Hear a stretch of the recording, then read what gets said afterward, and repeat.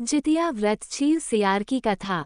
जितिया की कथा के अनुसार एक बार एक चील और एक मादा लोमड़ी नर्मदा नदी के पास हिमालय के जंगल में रहते थे। दोनों ने कुछ महिलाओं को पूजा करते और उपवास करते देखा और खुद भी इसे करने की कामना की। उपवास के दौरान लोमड़ी को बहुत भूख लग गई और वह जाकर चुपके से मरे हुए जानवर को खा लिया। दूसरी ओर चील ने पूरे समर्पण के साथ व्रत का पालन किया और उसे पूरा किया। अगले जन्म में दोनों ने मनुष्य रूप में जन्म लिया। चील के कई पुत्र हुए और वह सभी जीवित रहे, लेकिन सियार के पुत्र होकर मर जाते थे। इससे बदले की भावना से उसने चील के बच्चे को कई बार मारने का प्रयास किया, लेकिन वह सफल नहीं हो गई। बाद में चील ने सियार को अपने पूर्व जन्म के जितिया व्रत के बारे में बताया। इस व्रत से सियार ने भी संतान सुख प्राप्त किया। इस तरह ये व्रत संतान सुख की प्राप्ति के लिए जगत में प्रसिद्ध हुआ। जितिया व्रत जीमूतवाहन की कथा। इस कथा के अनुसार जीमूतवाहन गंधर्व के बुद्धिमान और राजा थे।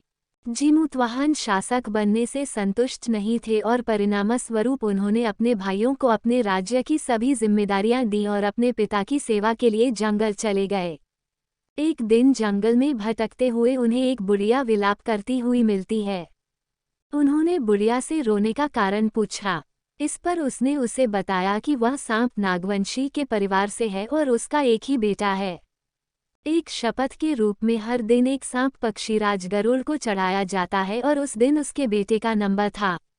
उसकी समस्या सुनने के बाद जीमूतवाहन ने उन्हें आश्वासन दिया कि वो उनके बेटे को जीवित वापस लेकर आएंगे। तब वो खुद गरुड़ का चारा बनने का विचार कर चट्टान पर लेट जाते हैं। तब गरुड़ आता है और अपनी अंगुलियों से लाल कपड़े से ढके हुए जीमूतवाहन को पकड़कर चट्टान पर चढ़ जाता है। उसे हैरानी होती है कि जिसे उसने पकड़ा है वो कोई प्रतिक्रिया क्यों नहीं दे रहा है। तब वो जीमूतवाहन से उनके बारे में पूछता है। तब गरुड़ जीमूतवाहन की वीरता और परोपकार से प्रसन्न होकर सांपों से कोई और बलिदान नहीं लेने का वादा करता है। मान्यता है कि तभी से ही संतान की लंबी उम्र और कल्याण के लिए जितिया व्रत किया जाने लगा। जितिया व्रत की कथा महाभारत से। महाभारत युद्ध में पिता की मृत्यु के बाद अश्वत्थामा बहुत क्रोधित था। वह पिता की मृत्यु का बदला लेने के लिए पांडवों के शिविर गया और उसने 5 लोगों की हत्या कर दी। उसे लगा कि उसने पांडवों को मार दिया, लेकिन पांडव जिंदा थे। जब पांडव उसके सामने आए तो उसे पता लगा कि वह द्रौपदी के 5 पुत्रों को मार आया है। ये सब देखकर अर्जुन ने क्रोध में अश्वत्थामा को बंदी बनाकर दिव्य मणि छीन ली। अश्वत्थामा ने इस बात का बदला लेने के लिए अभिमन्यु की पत्नी उत्तरा के गर्भ में पल रही संतान को मारने की योजना बनाई। उसने गर्भ में पल रहे बच्चे को मारने के लिए ब्रह्मास्त्र चलाया, जिससे उत्तरा का गर्भ नष्ट हो गया।